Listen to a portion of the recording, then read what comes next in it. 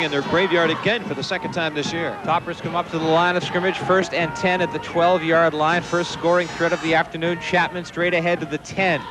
And that's about it. He's wrestled down there by the middle of the Laconia defensive line. I think that was McKissick there. Mark McKissick, the big kid. He's number 78. He's the biggest player on the football field. He's at 6'5", 270 for the Sachems. Big would be an understatement, and he is very highly recruited. Kentucky, Georgia, West Virginia, Louisville, all interested in Mr. McKissick, and he has been a big-time player for the Sachems this year. Here's the second down play, the pitch to Pluff, Pluff to the 10, Pluff on his feet at the 5, Pluff is out of bounds, he's close to the goal line, touchdown! The Toppers get on the board.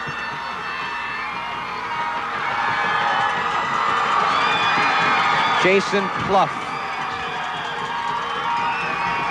from 10 yards away. Pluff did it to him about 10 weeks ago in the season opener, running for a couple of big touchdowns, and he does it again to him this afternoon. That one from about 10 yards out for the TD, and the Toppers strike first. Matt Hamilton will try for the point after. Snap back, ball down. The kick is up, and he missed it. He missed it. He hit it to the left of the near post. So the teams head back upfield. And we'll watch it one more time. Watch the touchdown run by Pluff as he goes to the corner on the near side of the field, just getting to the marker. Jason Pluff breaking like 3 or 4 tackles. Even one of his own players fell on his leg, and he still broke loose, and he does the somersault dive into the end zone for the score. And the Toppers, we talked to some of the players early on in the week, and the Topper players said whoever scores first in this football game is going to win it. So Somersworth hoping that is very true. And one of the biggest high school fans in the state here this afternoon, our very own Andy Hirschberger, made the trip up from Manchester, and he goes to just about every high school game you can imagine, every Friday and Saturday, and he looks a little chilly there. But welcome to the ball game, Andy Hirschberg. I want to know who he's rooting for, though. Hugo Castro has the ball teed up at the 40-yard line. Snyder and Burns to receive the kick. This is Snyder. Snyder to the 40. Castro bumps him out of bounds across the 45-yard line, and the Sachems answer the Somersworth touchdown with a great kick return by Snyder. That sets them up with good field position just shy of midfield. Watch it again. Chris Snyder just goes to the far side of the field, gets a couple of key blocks, and boy, there was some nice openings right there. He came around, one player from going all the way for a touchdown. Great field position for Laconia, who gets a little momentum now after the Somersworth touchdown. Here's the first down play at the 49-yard line. Here's the pitch to Jaguar. Jaguar cutting back against the grain across the 50 to the 46-yard line. Stopped there by Chapman and Scott Brown for Somersworth. Looked from here with the angle that we had, that if he could have made the cut and gotten to the far side of the field, he would have had a lot of running room as he started to cut back against the grain. Second down coming up for Laconia. 6-0, Somersworth leading. Shoot, hit and wrestled down on a big defensive play by Faletra. Tony Faletra coming up from his safety position, met him at the corner, drove him back, no gain on the play. Third down, actually he lost a yard. Third down and about 6. Now, if you watch this play, it looked like he had a brief opening right there, and he could have gained about 4 or 5 yards, but the Somersworth defense just swarms all around him. And Faletra again coming up with a big tackle. He is 3rd on the team in tackles this season. Here's a third down play for the Sachems. Jones wants to throw, sprinting out to the near side, throws on the run, downfield, incomplete. Intended for Snyder. Good coverage by the secondary, a good pass rush by the line. Number 40 for Somersworth, Jamie Bickford. Number 39, Chris York. They put the pressure on the passer. It's a 4th down play coming up for Laconia. Once again, the Sachems are forced to kick the football. Aaron Jones just not getting time to throw the ball. This Laconia team has great team speed. Snyder is out here in the flat. He was open. But when Jones does not get time to throw, he's not going to be able to complete those passes. So great rush by the Somersworth defense. And Laconia offensive line is going to have to come up with some bigger plays and block them out. Line of scrimmage, the 49-yard line. Aaron Jones to punt. The snap is high. He climbs the ladder, gets the kick away. Crombie will field at the 18 to the near sideline. Crombie gets away from one man and comes forward out across the 30 to around the 31, the 32-yard line. That's where the Toppers will start out, 1st and 10, with 5:08 remaining. Watch the kick return again by Crombie. Chris Crombie of Somersworth, number 8. Well, we're going to be calling his name out an awful lot. Again, those big three, Pluff, Chapman, and Crombie in the backfield. Some of them playing defense and even returning to kickoffs and punt returns. Once again, a reminder, Mark Ockerbloom will be along at halftime to bring us up to date on everything going on in football action, including the New Hampshire-Villanova game that's underway in Pennsylvania. Handoff Crombie straight ahead out to the 40-yard line. Jaguar is one tackler for Laconia. Also there is Matt Geyer. Geyer 14, Jaguar 21. Big gain of 8 yards on 1st down. Again, nothing fancy by the Toppers, just power football. Here's what we can do. You try to stop us. It's like boom, boom, boom, right smack up the middle. And Jim Fitzgerald has to be a little concerned as the Laconia offense not able to move the football. On that last drive, they had the ball at midfield and in a scoring opportunity, but could not do anything with it. Somersworth just doing the job here. Another 1st down. Chapman picked up the 1st down yardage. They give the ball to Chapman on the short yardage situations. And he is golden. Out to the 44-yard line. 1st down, Somersworth. Big reversal of when the teams first met back in September when Laconia controlled the time of possession, 17 minutes to 7 over Somersworth. Right here, Somersworth just keeping the ball on the ground, and they've held the ball for a good 6 to 7 minutes here in the 2nd quarter, and we still have 4 to go. Bluff on the carry out across the 45, stacked up there. He ran right into McKissick. And when you run into McKissick, McKissick doesn't move too quickly. Not at all. McKissick, 6'5", 270 pounds, a senior, heavily recruited by the college scouts. I named him off a little bit earlier. And this has been a big year for Mark. He's coming in here. He's had a tough career. He has learning disabilities, but he's really come through and been a special student. And Jim Fitzgerald says he's one of his favorite players. Mark McKissick, heavily recruited by, again, Kentucky, Georgia, West Virginia, Louisville. Some of these 1A players. And a timeout on the field with 3:59 remaining in the 1st half. 6-0 Somersworth as the Toppers shoot for the Class I championship. Again, we've been talking about that big game between UNH and Villanova. Well, our coverage of UNH Wildcat football resumes next Saturday when the Rhode Island Rams visit Durham. Don't miss any of the action beginning with Coach's Corner at noon next Saturday on WMUR TV Channel 9. And we have some rowdy fans here on the Somersworth side. Well, one way or another, regardless of what the Wildcats do this afternoon against the Wildcats in Pennsylvania, next Saturday's game is a very important Yankee Conference clash for the UNH Wildcats. And we'll have it for you here on WMUR.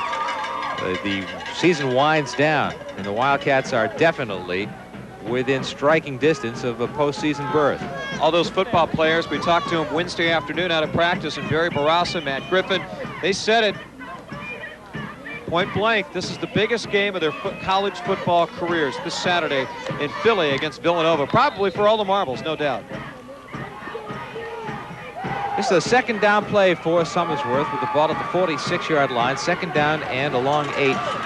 Power I formation. Crombie is the tailback. The give is to another running back in the game for Somersworth. That's number 45, Chris Serecchia. And he carried the ball out across midfield to the 45-yard line and picked up the 1st down. Chris Serecchia looked like he was stopped around midfield for about maybe a 2 or 3 yard gain, but I tell you what, when you're 6'3", 230 pounds, you are tough to stop. And Laconia couldn't do it. He just drives forward like a big Mack truck for the 1st down. A terrific surge by the left side of the Somersworth offensive line, and then Serecchia just kept on surging for additional yardage. 1st down, Toppers. Crombie, the carrier, leaps over the line of scrimmage, falls forward inside the 45 to around the 42-yard line. Stopped there by Laconia High's Dan Tebow.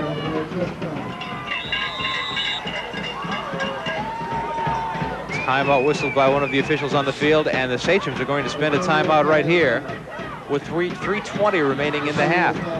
6-0 is the score. Somersworth leading Laconia. The first quarter was a battle between the punters. The Toppers drawing first blood in this football game on the run by Pluff from 10 yards out. We've talked about a high school. We've talked about college. How about pro football? A key Central Division class highlights Monday Night Football this week. National Conference foes, Chicago and Minnesota.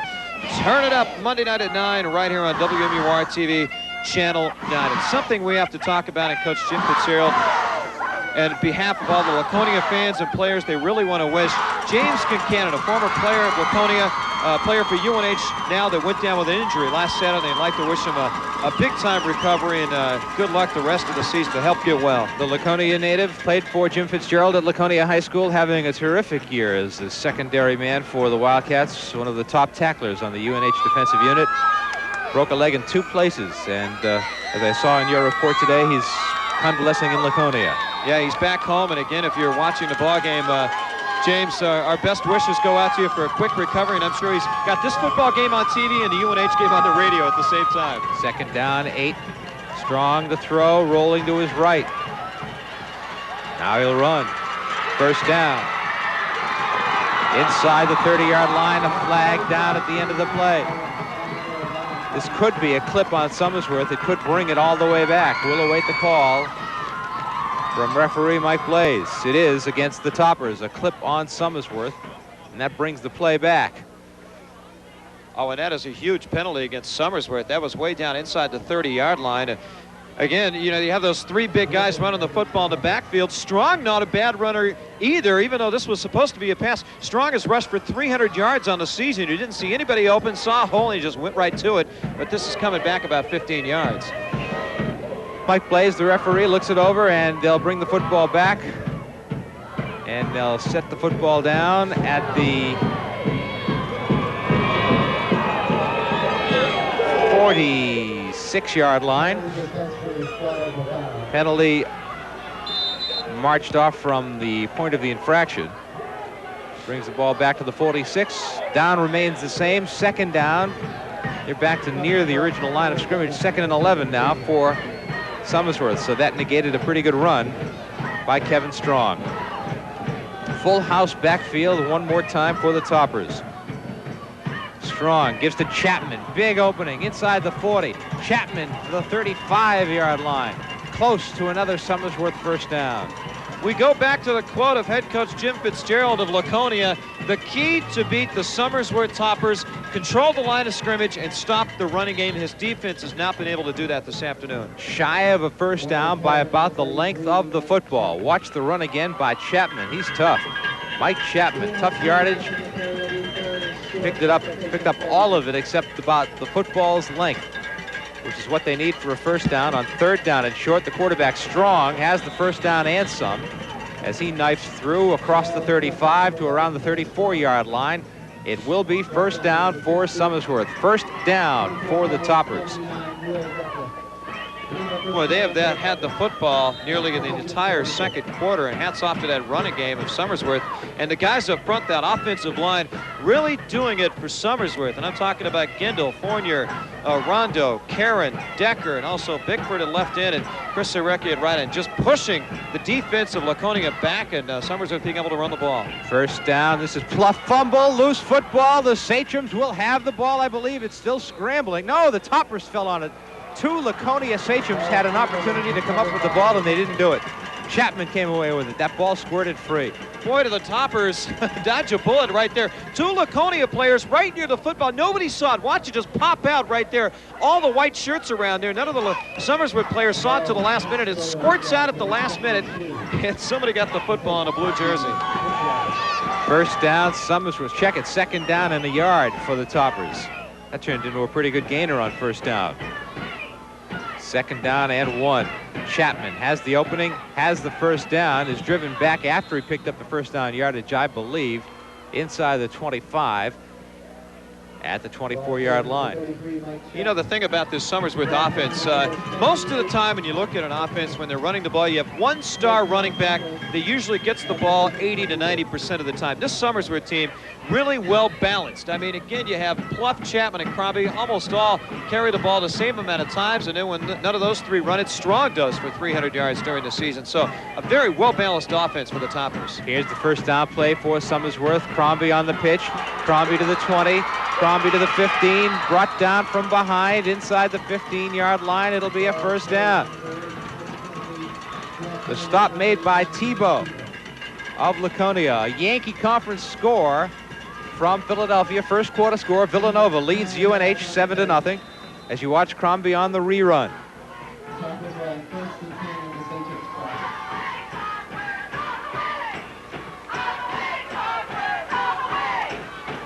First down, Somersworth at the 12-yard line. Crombie stepping over bodies at the 10-yard line. He was just picking his way over fallen bodies down around the 10. And a timeout with 42 seconds remaining in the half. The Toppers will spend a timeout to stop the clock to allow their team to gather around Coach Jim Keyes, and Jim Fitzgerald of the Sachems comes onto the field to get his defensive unit around him and discuss strategy. When play resumes, it'll be second down and 8 at the 10. You know, we've been talking about that UNH-Villanova game. The Wildcats of Villanova up 7-0. More college football. The big guys. Stay tuned for ABC Sports coverage of college football next right here on Channel 9. It's Washington and USC live next on WMUR TV, and that is big for the Huskies if they want to go on to the Rose Bowl. And USC a must-win for them if they want any kind of a bowl berth at all. So a big college football game, Pac-10 action right here on Channel 9. Coaches still gathered around their teams during the timeout. In high school football, the coaches come onto the field and get into their team huddle, discuss strategy, try to motivate a little bit. It's a good way to stay warm for the coaches, too, get in the middle of those big guys. Well, the players are in the sun. We're in the shade. It's chilly. Here's a second down play coming up now for Somersworth. Strong rolling out, gets away from McKissick. Strong to the 10, Strong to the 5. Big tackle, fine tackle on the far side of the field by number 68 for Laconia. That's Chad Bean, who made a real great defensive play. And he dropped Strong at about the 6-yard line. Watch the replay. Watch number 68 come into your screen at the end of the play as Strong makes his cut, gets by McKissick right there. And here comes number 68, Chad Bean, and he reaches back and spins Strong down on a real good defensive play. And another timeout taken by the Toppers with 24 seconds remaining in the half. It's 3rd down and 5. 3rd and 5 for Somersworth. Keep in mind that Matt Hamilton, the place kicker for the Toppers, missed the point after him, the touchdown, but he kicked the ball a mile. He was wide, but he kicked it a long way. I was impressed with the distance. So they're in field goal range right here if they should decide to kick a field goal on 4th down. Big defensive stand here by Laconia. That's what the Sachems really need. If Somersworth can put the ball in the end zone or even come up with a field goal, that would really give them so much momentum going into halftime. So Laconia really needs to get some kind of defense going right here. They have really had not too much to cheer about this afternoon, and I think that could do the job for them going into the locker room at intermission. The coaches have had their say. Here's the 3rd down play coming up for Somersworth. 3rd down and about 4. Strong wants to throw, stumbles, throws, end zone, incomplete. Overthrown, intended in the corner of the end zone for number 40, Jamie Bickford. The ball was overthrown. Big rush put on the quarterback Strong that time. It came from the right side of the Laconia defensive line, and that might have been, as we check the Laconia lineup, was it Jacobs? I'm not real sure who got in there. Now watch it again. Somebody came in tight on Strong, and he threw it quickly, quicker than he wanted to, and he overthrew the intended receiver. This is 4th down coming up now for the Toppers. You know what happened on that play? Bickford would have probably had a touchdown reception on that play, but he tripped over Jaguar in the end zone. Castro to try a field goal. Kick is away, and it's good. The line of scrimmage was the 7. It was a 24-yard field goal by Hugo Castro. And the Toppers lead 9-0 with 14 seconds remaining in the half. 24-yard field goal by Castro. That is one thing the Somersworth team is very proud of, is their kicking game with number 83, Hugo Castro. Like Dick said just a couple of minutes ago, he drilled the extra point, but it was a little bit wide. This one, no doubt about it, splits the uprights, and Laconia down 9-0. And this is what Laconia did not want to be right now at halftime. Well, what I did notice for Somersworth is they had a different kicker. Matt Hamilton tried the point after, and he's the one that kicked it wide, although he did have a lot of distance on it, and they brought Castro in to try the field goal. And he nailed it. He kicked it a long way. The Toppers lead 9-0, 14 seconds remaining in the half. At halftime, Mark Ockerbloom will be bringing us up to date on everything else going on in high school and college sports. Last score we had, New Hampshire trailing Villanova 7-0. It's still early in that game in Philadelphia. Castro to kick off. He squibs it. Snyder. Pluff nails him. Chris Snyder on the return. And Jason Pluff on the stop. First down for Laconia. And they may not get a playoff. They won't get a playoff as time is winding down here at the end of the first half. And that is it for the end of the first half. The first half is over. History at Somersworth High School. Halftime in the Class I Championship. Our score, Somersworth 9, Laconia 0. Now to our halftime report. Let's go to our Manchester studios, and here's Mark Ockerbloom. All right, thank you very much, Dick Lutz. An exciting game out on the seacoast, and the Somersworth Toppers, as Dick mentioned, on top right now. Coming up next on the Class I Championship halftime report, look at how the UNH Wildcats are faring down in Philly. Of course, today's game with the Villanova Wildcats is the biggest Yankee conference.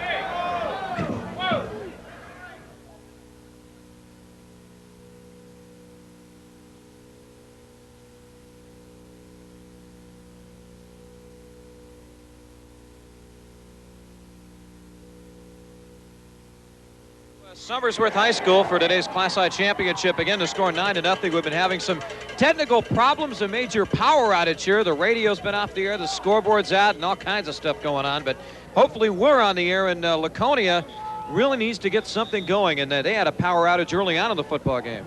Power out here on the scoreboard clock, power out on our monitor. But we will continue to give you a radio description of this football game as